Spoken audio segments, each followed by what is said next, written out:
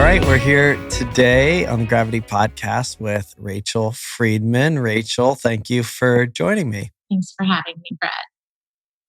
Yeah, I'm excited to kind of dive in. I've known you a long time, and I'm familiar with your journey to some degree, but I'm excited to kind of dig in deeper and get our audience to have a chance to get to know you too. So why don't you just maybe start at the beginning? Tell us a little bit about kind of your early life. My early life. Born and raised in Columbus, Ohio. So I'm definitely a Columbus girl. I can't say that I thought I was going to end up in Columbus permanently. But I absolutely love it here. Built my life here, and built my business here. So it's been fantastic. Let's see. Actually, when I was first born, lived out east, east of Bexley. So I didn't always grow up in Bexley, although I graduated from Bexley High School, moved to Bexley when I was 10 years old in the 5th grade. And I assimilated, sort of fit in pretty well. So that transition wasn't a big deal for me. Throughout high school, I was really involved in a lot of sports and athletics, from swimming to field hockey. And throughout my course of some studies in high school, I loved my academics, but I ended up taking what was a pretty basic. It was called interior design. It was really more of a glorified home economics class, but found that I fell in love with it. Couldn't put the work down. Loved working on the projects. And my mom sort of noticed that in me and said, you know what, maybe you should study that in college. So she really encouraged me to do that. And I ended up at the University of Michigan at the Stamp School of Art and Design and studied art, and was able to take a lot of great academic coursework at Michigan as well. And when I graduated, I came back to Columbus again. Sort of didn't expect to. I had grand plans of moving to Chicago or Washington D.C. because I had an internship there. But when I graduated, the economy was just terrible in 1992, and I ended up back in Columbus. Let me just jump in and kind of back up, because I want to dig into kind of all of those various phases of your life. Tell me a little bit more, kind of, and I guess I'm like going to hold back from jumping right into the home ec thing, because, from my standpoint as, being in a field where we have some overlap and are working together, I can kind of relate to similar experiences and had kind of a different experience in my house, or maybe it was even more kind of what I assumed to be the case, right? That like, I also loved home ec. I loved like making the pillow and being creative with it, right? But like, I never as a boy, a man, kind of connected dots there, or had family that kind of said, hey, you should consider that. So, let's back up for a second and tell me a little bit more about kind of what you were like as a kid, and what your parents were like, and kind of, more about kind of how you, formed, that kind of early version of yourself. My parents divorced when I was 5 years old. And, in the beginning, it worked out pretty well. I had time with my dad. I primarily lived with my mom. But at the time, shortly after I moved to Bexley, actually, my dad was no longer a part of my life for a very long time. So from about age 10 to 18, at least, probably saw him maybe once or twice. So there's no doubt that had a profound impact on me as a young woman. And, I think it impacts people differently. For me, it was like, how can I, work really hard and just be perfect at everything and get good grades and be really involved and be captain of this team and that team. And I think for the most part, a big part of that was just, it kept me really busy and I really enjoyed it. And I sort of liked developing leadership skills and those types of experiences. But they were certainly a big hole in my life, and I always felt very different than, especially my peers and the girls that that were part of my friend group, and always felt a little different in that way. but I sort of recognize that that's definitely, builds your character and contributes to sort of who you are. So I was really fortunate to have strong women in my life. My mom was a restaurateur, so that sort of spirit of entrepreneurship was in my house. I got to see firsthand how challenging of a business that is. My grandmother was lived in Cleveland, but was very present in my life as well. And she had undergone some tragedy early in her life, where she became a widow and ended up running a jelly factory in downtown Cleveland. So I had a lot of models in my life of very strong and very independent women, not necessarily because they chose to be independent, but because that was their life circumstance. So I think that that was inspirational to me.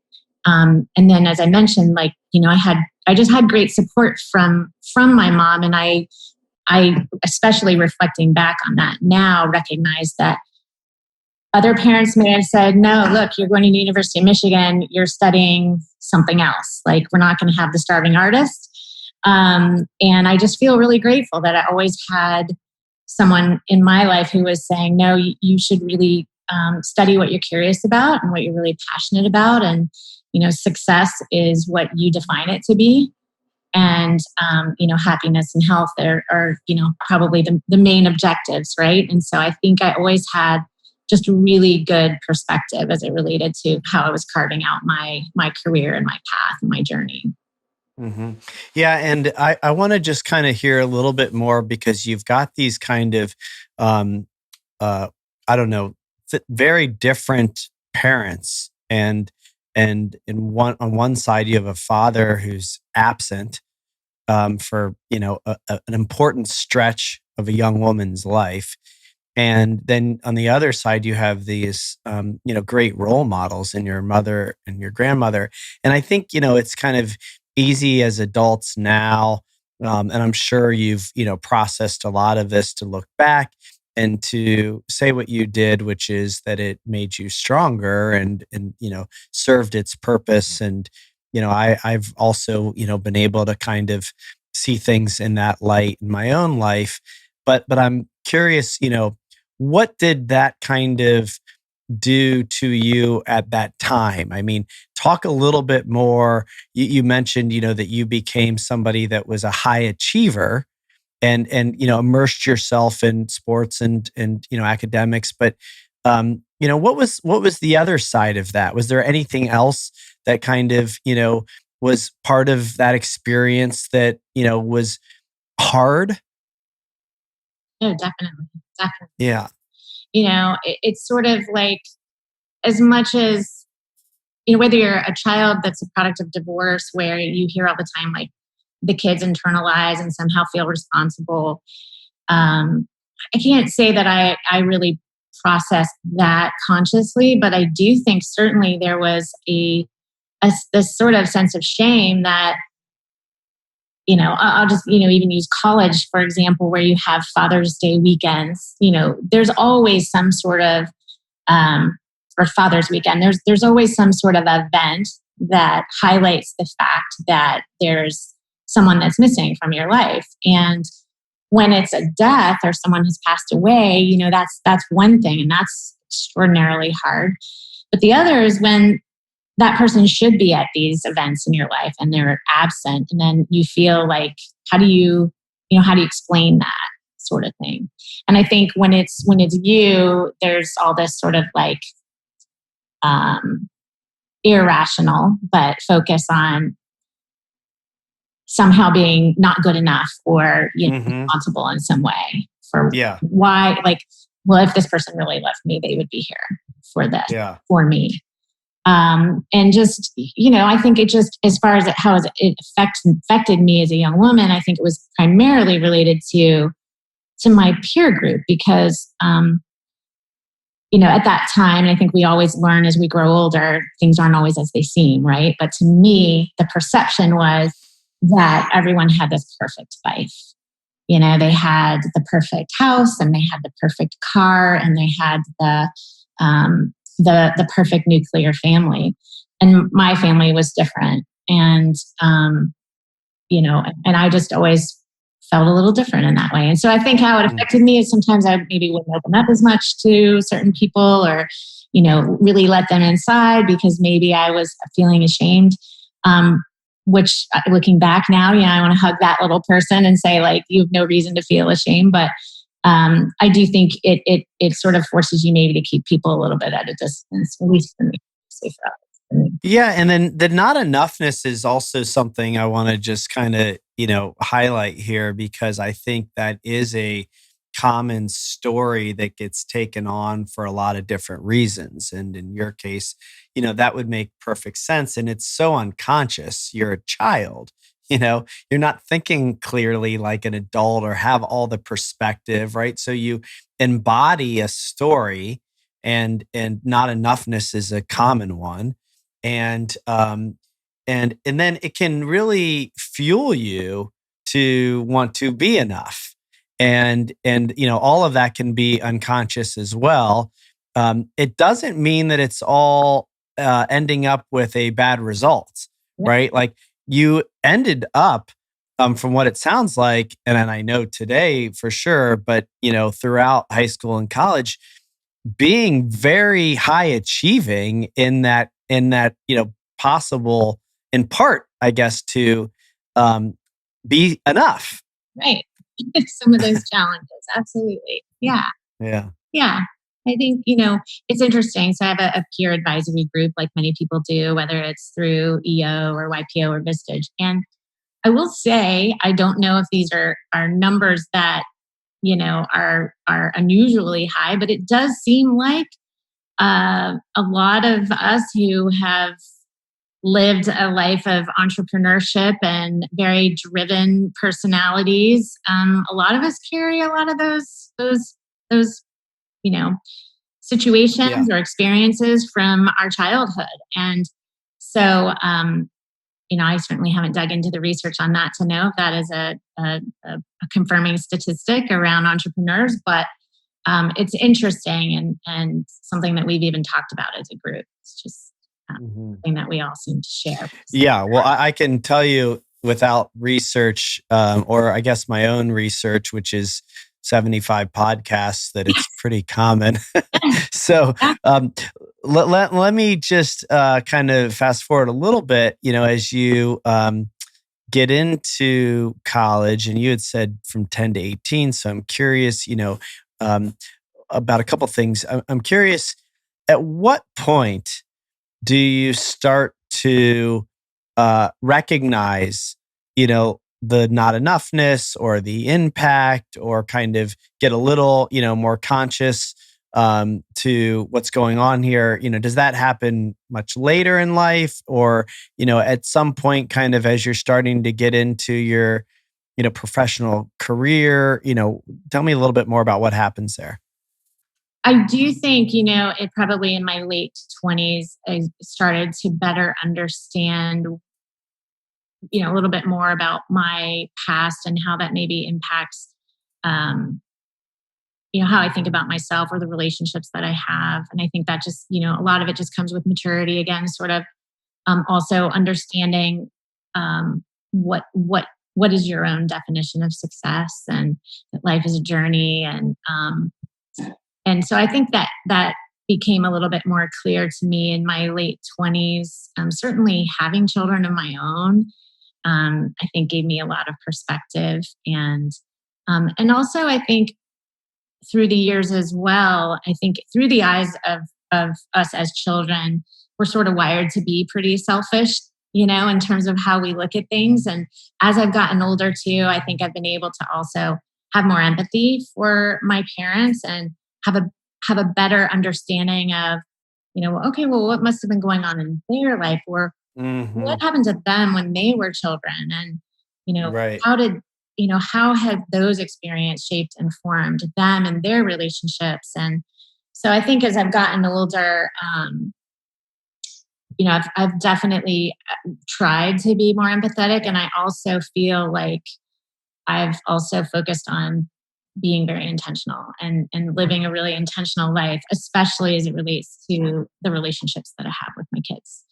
um, Hmm. and just recognizing that every moment's precious, and these are the moments. We're always going to be looking back fondly on the memories, but it's like, well, what are we doing today? And what's been fun about Tenfold is that I've been able to sort of even draw a lot of parallels between having children and sort of birthing a business, if you will, and again, sort of recognizing that there's these stages of growth and development. And there's a fondness when you look back when you were like 4 people, versus as you evolve the business and now you're 21 people. And there's a tendency to look back and go like, oh, you remember when we were 4 people? And like, have a lot of fond memories of that. But then it's like, okay, yeah, but it's now. And 5 years from now, we're going to looking back at this time and go, oh, remember when we were 21 people? So it's been really, the whole journey has just been a big education, and I'm just really grateful for all of it. Yeah, I really relate to the kind of, not just as a parent, but to kind of life in general. But being a parent really, for me, also has given me tremendous perspective, and specifically with my own parents. I mean, it is so hard to not look at them differently now. Where you can say like, boy, I kind of get it. And like, what else happened that, had it go that way, and like, so not, anybody's fault, and so appreciative of, all of it, even the really difficult stuff, you can really start to put some, perspective to it in a really valuable way. Absolutely. Tell That helps us let things go too. I think Totally. that we're just really, at least I just feel much more equipped to just sort of like. Yeah. Well, it's one of the nice things of being an adult, that, if you can, and, this is, been work I've had to do where I can really let my adult, get into the driver's seat. If you can really look at things from an adult perspective, it is very freeing to be able to see things in a different light that's not personal, and that is, just as it is. Yeah, absolutely. Yeah. So tell me, as you start your career, or anything from college, in the kind of design world that you were in, tell me a little bit about kind of, how you start to emerge as a creative and in your career. Yeah, so I started as a designer, and again, I sort of had grand plans of being at a design firm or an architecture firm in another city. And in 1992, the firm that I had interned at the summer before my senior year actually ended up going out of business. So that was like my in. That was going to be my first job out of college, and ended up during a visit at Michigan, where Frank Cass was in town to visit with his son David. Had a conversation with him, and he's like, "You should come and interview at my company." And I was like, "I don't want to be in Columbus," And he's like, "No, you should definitely come." So fast forward, I did, and I ended up, that was my first job right out of college. Was as an interior designer focused on commercial workplace. So that's sort of where I've stayed in many respects. And I got such great experience. And what I found was that had I gone to, an architecture firm, I probably would have been stuck very low in the ranks doing some really mundane things. But being at a office furnishings company and a contract interiors company, I was sort of thrown into some projects and opportunities that I probably, were beyond me at the time. One of them was I traveled around the entire country designing and opening offices for CompuServe at the time, if you remember that Sure. That was then eventually acquired by AOL. And I saw the country. I did projects from, Seattle to San Francisco to Boston to Atlanta.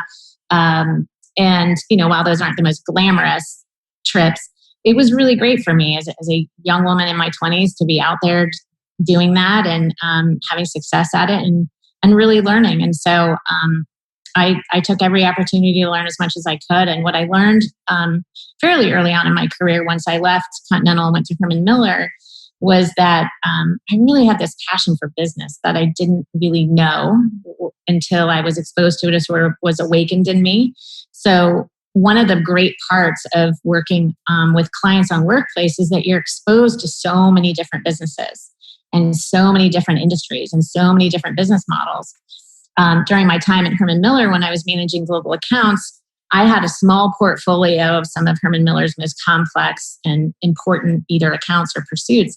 And they ranged from DHL and transportation and logistics to limited brands with retail to General Dynamics, a government contractor, manufacturer, to United Health Group. And so I loved that diversity. And what I learned about it was that I had this passion for business that I really didn't realize. I was really intrigued by all their business models. I felt like if I could understand their business strategy, I could better design a workplace to be either, to be more of an enabler to their business strategy.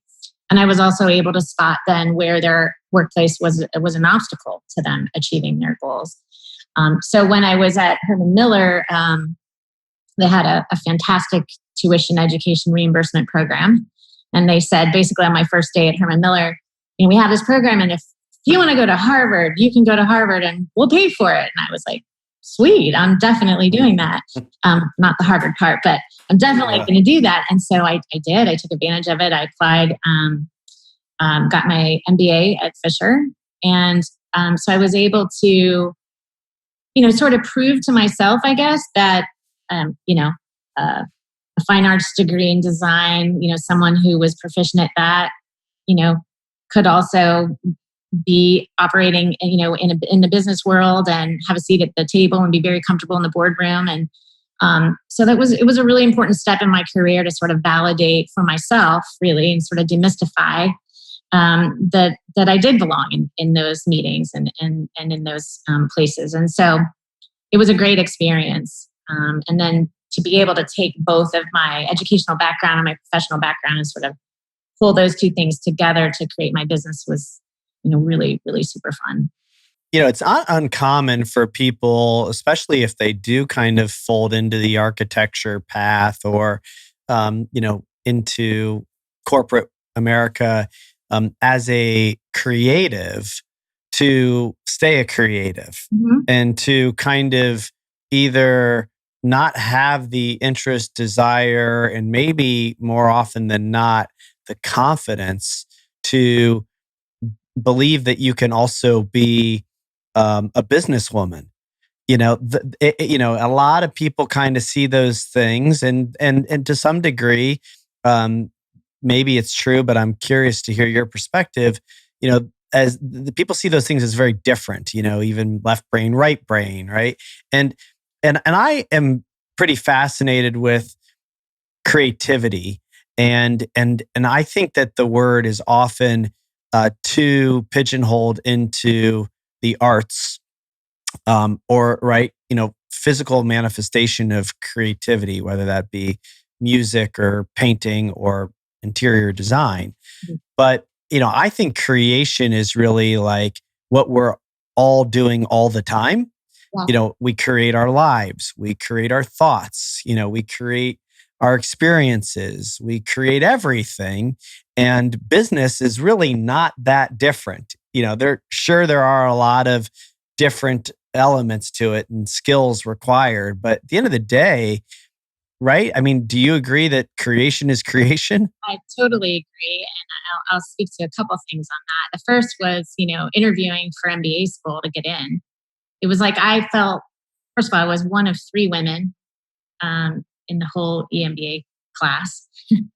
But in addition to that, I felt like I had to really convince them how or why a BFA, belonged in this program. And what I found very early on, to your point, is, crunching the numbers is sort of crunching the numbers. And we all know that, if you read A Whole New Mind by Daniel Pink, like I read that book and I was like, yes, that's me.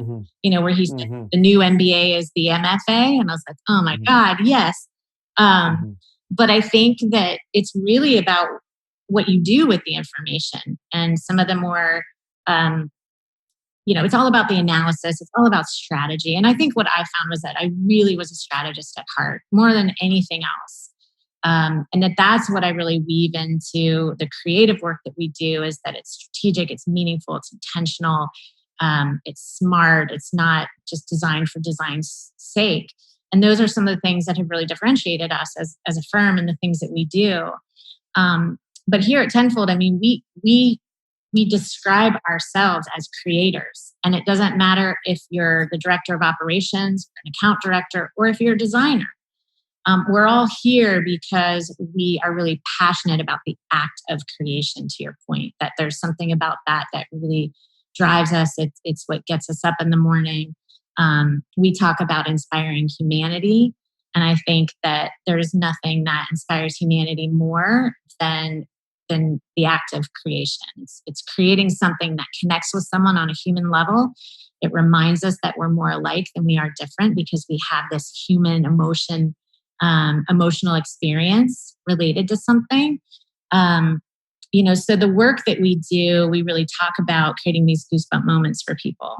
And sometimes that means we're educating them. Sometimes it means we're informing them. But through our work, what we really strive to do is to inspire people, and bring out that sense of our humanness. So the act of creation, or being a creator, I don't know if you've read The Artist's Way, but it gets a little heady I around the have, yeah. spirituality of it. That there's a little bit of a godlike thing going on, but Oh, I love her. I yeah, think but it's great. That's a great one. it is in many respects sort of like that joy that you get when you create something that's never been created before. And the Hmm. fun for us is that we get to do it with clients. And it truly is sort of a shared experience that we develop really close relationships with our clients because of that. It's sort of an intimate thing. We're creating something together, and then we get to like unveil it and have that moment. And Hmm. so yeah, it's a blast. Yeah. Let me ask you, just kind of going back to the not enough thing, and then also, kind of the launching of Tenfold. I'm curious, how much of the, like, being a designer and doing what you were doing at Herman Miller Continental, that wasn't enough for you. You wanted more. Mhm. And I'm wondering, this kind of not enoughness theme that, emerged in childhood, how much of your hunger for more is fueled by that in a healthy way, or how much of it maybe was, unconscious? I kind of think you can use these experiences to serve you and others, like you just described. I mean, what you're doing, and your intention to, really make a difference in with humanity, inspiring humanity. I mean, that's beautiful and a worthy cause. And if you're driven to do that, and the not enoughness led you there, Mhm. well, boy, that's I would say a great end result. But I'm wondering, kind of how conscious you were of it, how aware you were of it, how much it was still fueling you at that point, for better or worse. Yeah, I know it's a great question, which leads me to believe that it's probably unconscious in many respects. I think consciously, what I would say is that I'm really driven by doing something unique, and different. And for me, it's about sort of pioneering something. And in particular, it's usually a value proposition of some kind. So, in starting Tenfold, it was about branding environments and telling the brand and culture story by leveraging the space as a medium to communicate, and specifically doing that within workplace, which was a very underserved area where people were like, I don't even know what you're talking about. I had to educate prospective clients all the time on what does that even really mean. And I would show them imagery, and then they would get it, and then they would want it. And so that was like really fun. um, 3.5 years into Tenfold, we launched a whole culture consulting practice. Again, culture wasn't even a buzzword at the time the way it is now. It was all about brand, and we were like, no, it's about culture. And so to, create a whole practice and a research methodology that's rooted in sort of going in and uncovering what makes an organization special in terms of their DNA, their own unique fingerprint that only their organization has. It was really fun to say, okay, people have struggled with this for years, to be able to really name it and articulate it. Like, it's so squishy and intangible. We were like, we're going to solve for that. Like, that's really a problem that should be solved, and we're going to do that. So we did that. So I love blazing new trails. I really do. And I can give sort of the exclusive maybe here today with you, but I'm actually launching another business. And so, speaking to that, I don't know if that's the not enough thing or just the curiosity about solving another problem out in the world. Yeah, tell me about it. But no, super excited. We're actually, so the question would be, if Tenfold had a space, what would it be? And so we're actually taking a step into reimagining the retail experience. So taking what we do at Tenfold, which is again sort of bringing that brand and culture story to life, doing it in really creative ways and really emotionally connected ways, bringing that to the retail experience, which for me as a consumer has felt very uninspired for a long time. And I think we're seeing that obviously with the demise of department stores and many other brands, and the struggles that the large retailers have had here in Columbus. And so I've just really been inspired over the last couple of years to figure it out. It's like, shouldn't we be solving for this? And if there's going to be a solve for this, shouldn't it come from Columbus? Like, look at our history here with being the third largest retail headquarters city. I've talked to so many people over the last few years prior to COVID, and mostly women who, have really been sidelined by the financial challenges that the large retailers have had. And these are really great, talented people. And so anyway, all of those things just sort of inspired me to think, so if I could do it, what would I do? And so what we are doing is we are launching a company called TENSPACE. And we have a space that we've leased in the Short North. And we're going to bring to life direct-to-consumer brands on a 2-month rotation.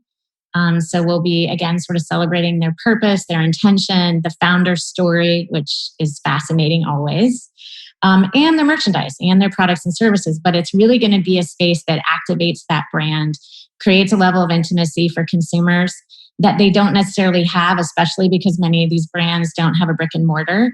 And it's going to be this convergence of art, media, and retail all in one space. So the art will be the fact that it's going to be really creative, and it's going to rotate like it'll be like an exhibit that's there for a time-bound period. It'll be like media, because we're looking to make this kind of an authentic social content factory, where we might do podcast recordings from there. We might have live streaming. We think it'll be a really great opportunity for people to create content and share it out with the world. And then it's retail. It's an actual brand that you can buy merchandise that you want to get to know better and make that connection. So it's really unique. We haven't seen anything like it anywhere. We've done a lot of research, and we're looking to launch towards the end of the summer. So that's really exciting. That's great. I am happy to hear that, and I'm sure you will be sharing a lot more publicly, but it's great to kind of hear that. And I guess I'm curious, this may be both as it pertains to Tenfold and now TenSpace. What is the kind of creative process for you? Talk a little bit about kind of how these ideas come in, how you choose to create around them, solving problems that you see and experience. I also, can relate to that. And I think a lot of entrepreneurs can, that you just kind of see problems and have some sort of intuitive ability to see solutions. And I'm just curious, what's your process like?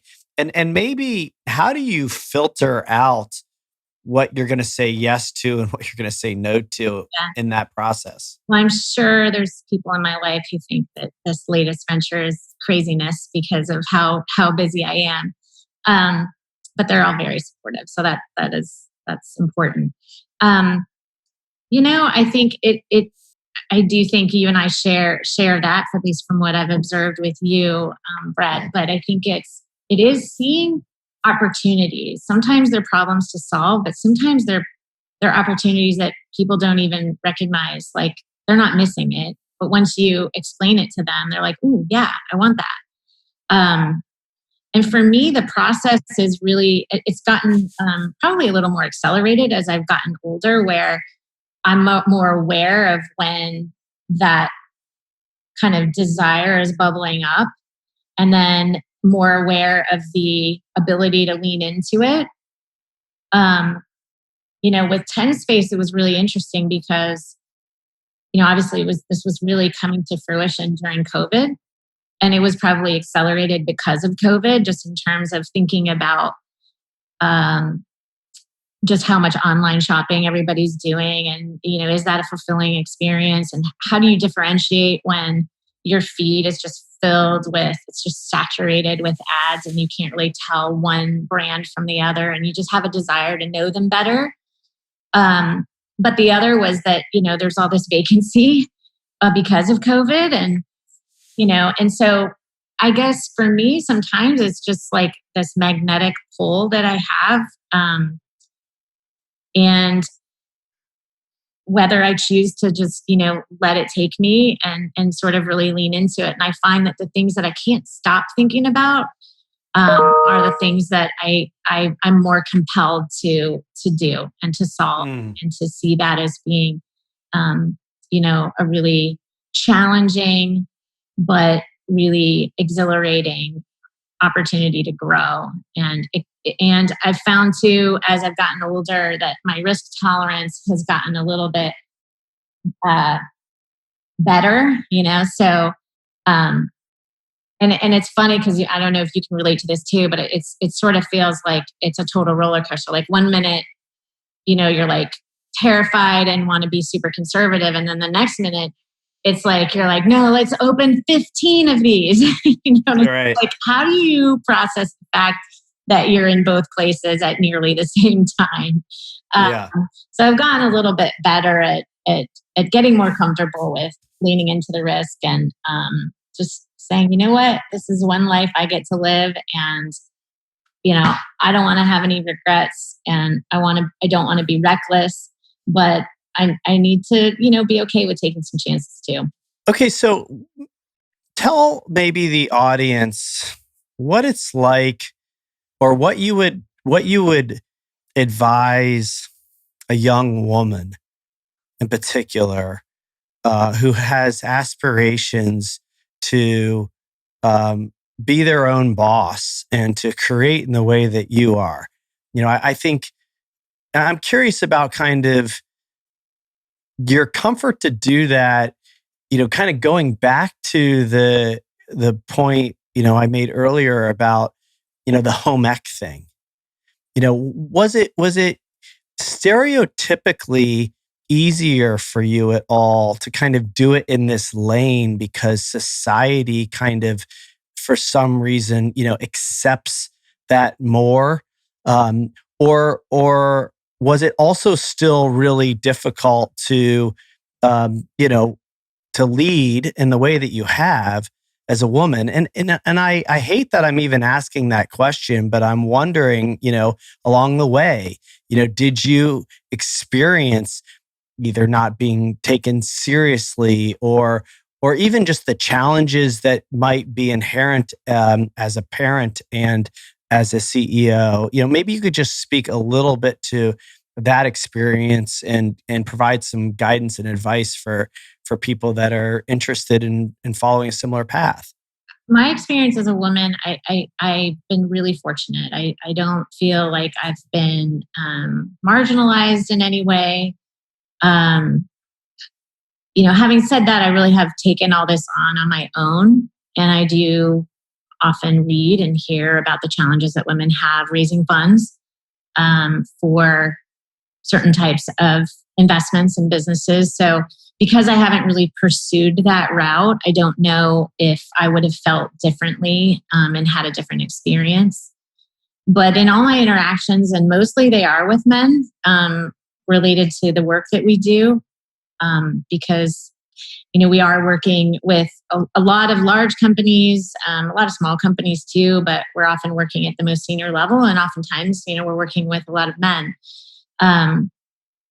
So I feel really fortunate in that respect, and I feel like if you are really good at what you do and you are a good communicator, you know, there's certainly many people who are going to be taking you very seriously. I think that it could be that the work that we do is valued by leaders who have a really good perspective and a shared perspective around diversity in the workplace. And generally speaking, the people who engage with us are really good leaders. They care about company culture.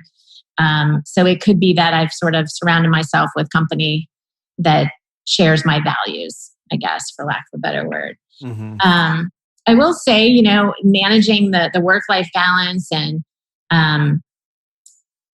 that's a challenge for sure. And, I think feeling maybe understood sometimes by other women that maybe aren't in the work world. And I'm sure I have trouble understanding their day to day. So I think there's those sort of challenges that I've had to navigate through over the years. I often have felt like, the school that I chose for my kids to go to was intentional, that I knew I was not going to be the mom that was really engaged in the classroom every week. And it was really important to me that I felt like I didn't need to be there to advocate for my children, that they were going to get the support that they needed without me, volunteering a lot, because that just wasn't going to be something I was going to be able to do. So yeah, I think for young women, I think I hear often, whether they're women or men, there's a lot of people that have sort of their side hustle, as they like to describe, which is sort of like, here's my day job, but here's what I really wish I could be doing all the time. And I've certainly encouraged people to evaluate that, to really lean into that, and to recognize, especially when they're younger in their career, that there's sort of two considerations. I think one is you want to make the most of the experiences that you have working for companies and really learn. I always say that, I was sort of a non-traditional entrepreneur in the sense that I started my business 22 years into my career. And so I had 22 years of experience of working for a large private company, large public company, learning about policies and procedures and tools and technology, and all of those really structurally important things when you're growing a business that I didn't have to learn the hard way. And so I feel like those experiences are incredibly valuable for people who want to ultimately be entrepreneurs. And then on the flip side, is that, taking risks when you're younger is a lot easier than taking risks when you're older. When I started Tenfold, I was 44 years old, almost 44. I was 43 years old. I had recently been divorced, 3 kids, had my own, house and mortgage that I was, dealing with on my own. Probably not the most ideal time personally to be, making that decision. And, it all worked out really well. But I think that, recognizing when having younger people recognize that now's the time maybe to take some of those risks and not feel like they're such huge risks, although they do feel that way in the moment. And then the other thing that I tell people too, when they're trying to figure out, is this something that I should do?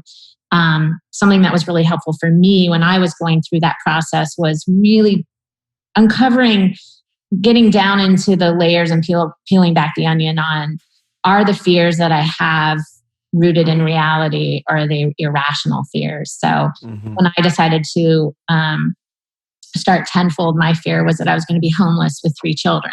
That was the real fear to me, until I had someone say, but is that really true?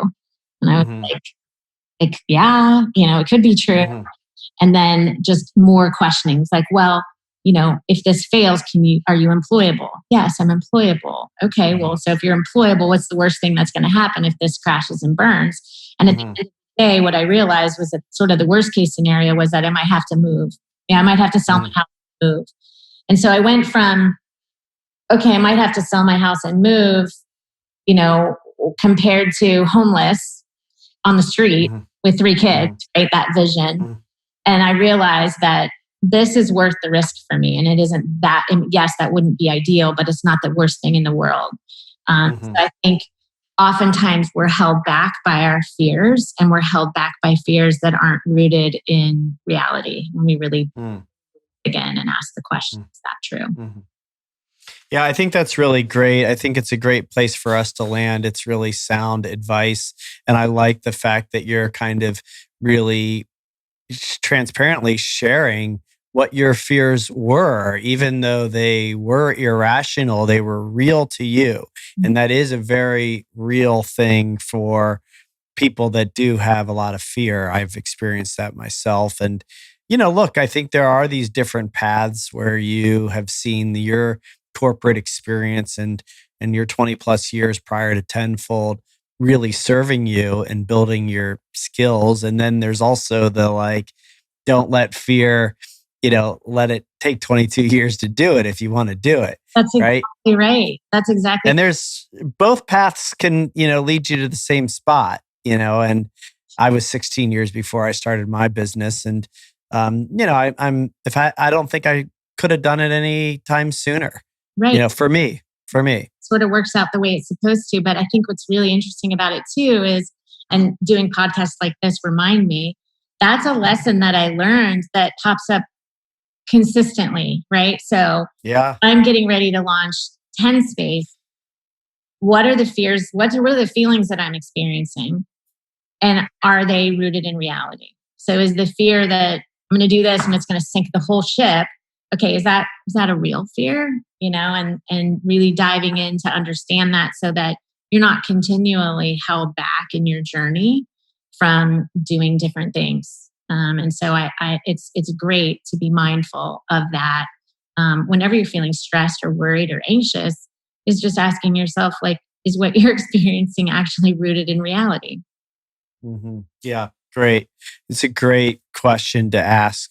And you're right. It is one that you kind of have to continue to ask and continue to kind of find yourself unconsciously going down that, kind of irrational path and catching and coming back. And that, is a practice that I think, we maybe someday master, but it's kind of never ending, to some degree too. Do that. With all your various projects and endeavors, that we can be more mindful and aware, for sure. Well, we're trying. So, hey, thanks for doing this, Rachel. It's great to hear your full story and to share it with the audience. And congratulations on all the success. And this latest launch is really exciting. I can't wait to learn more and see it. And I'm sure it'll be a great success. So thank you. Appreciate it. Thank you.